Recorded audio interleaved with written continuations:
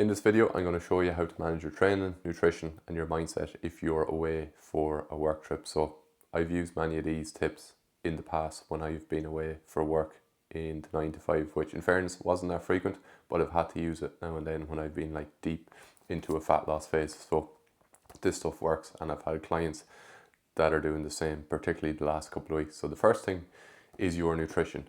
So what do you have access to? If you've got access to a buffet when you're away, you're pretty much sorted, because now you can pick your own portions. You can decide what goes onto the plate. Obviously, you're not going to be able to see what they fry it in. Some things might be in oil and butter, and like you're just going to have to roll with it if it's there, but have less of those types of foods. So simple way to gauge your nutrition if there is a buffet is a palm full of protein, so 2 for men and 1 for women. Fistful of veg, 2 for men and 1 for women.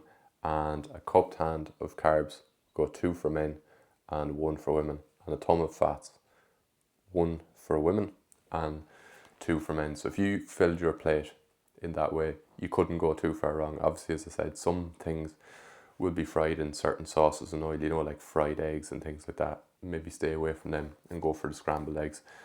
But really here you're looking like fill up the plate with protein, plenty of veg, plenty of fibre to keep you fueled for as long as possible.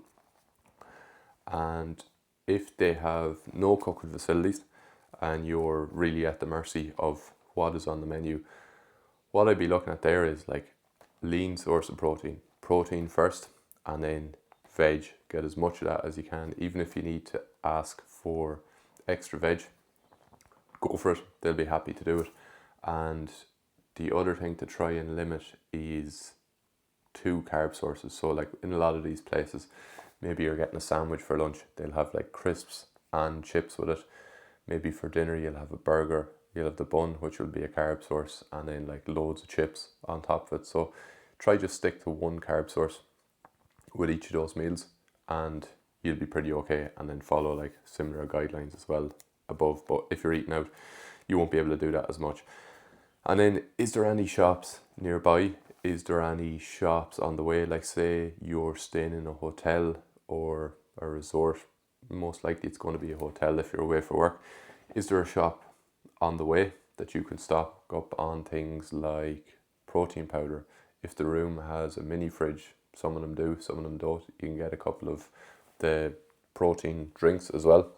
You can bring that around with you. You could even have it in the morning to just like skyrocket your protein in the morning. I'd probably have that drink in the morning and like be aiming to get like 60 plus grams of protein in the morning, and just front load it in the morning so that when it comes to the evening you're not scrambling around trying to get protein in. If there's a shop nearby, you just stock up all at once. That's personally what I do.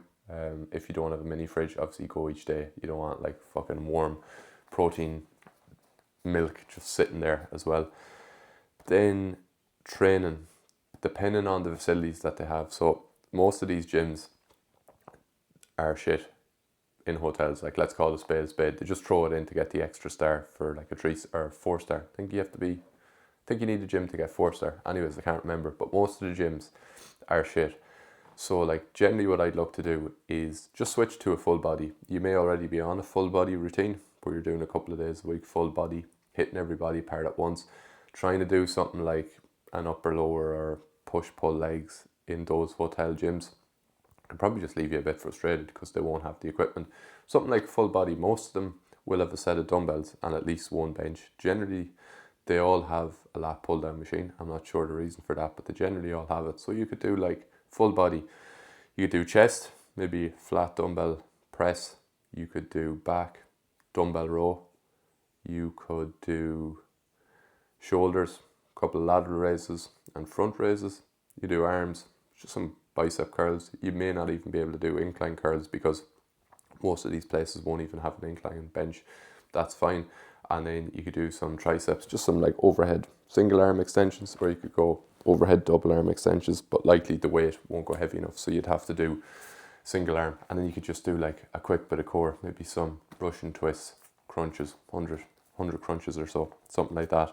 And then for your legs, you could do a goblet squat, so holding the dumbbell in hand, and RDLs with a dumbbell in each hand, and that'll do you pretty well. And say if you're away for like 3 or 4 days, even getting 2 of those full body workouts in, even one if you're away for a week, getting 2 to 3 of those in would really stand for you.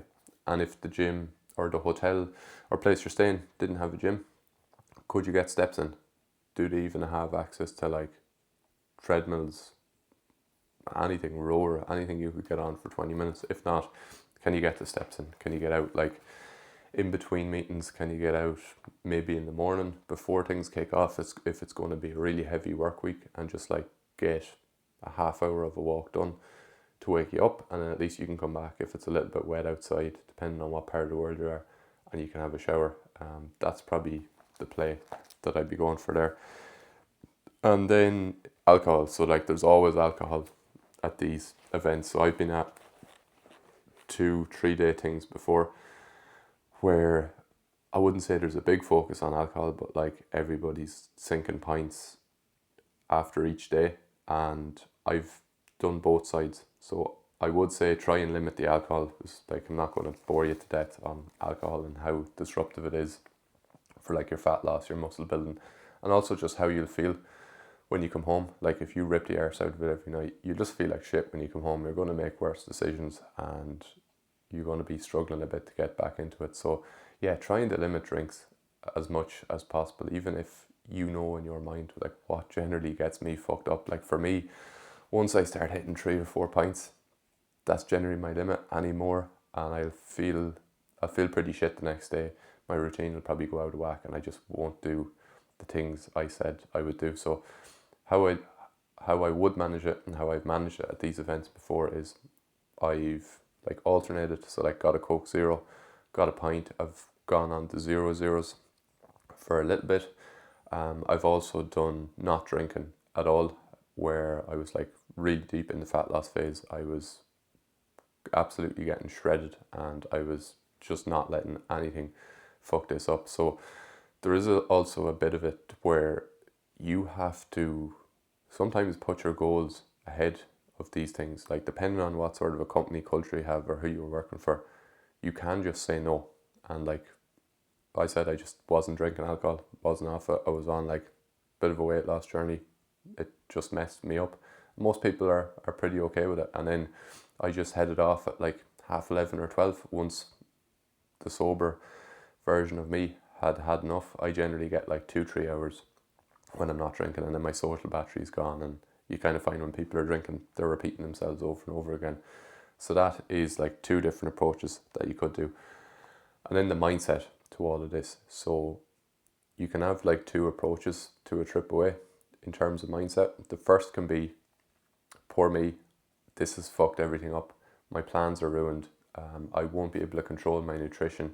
There's nothing I can do for the training. And you can see how, if you are speaking to yourself like that, I can't do this, there's nothing I can do, you're putting yourself into a fixed mindset. And before you've gone away, you're already telling yourself there's nothing you can do. And like, what's likely going to happen then on the trip? If you've got a narrative built up that you can't control anything, you'll probably just throw the diet out the window.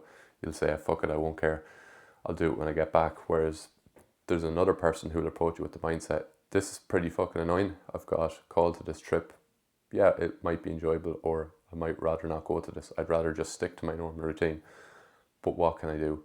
What can I control? It won't be less than ideal, but I know if I can put some strategies in place, it's going to work well for me, because when I have a plan in place at home, I know what I'm doing with my meal prep. I've got like set times for the gym.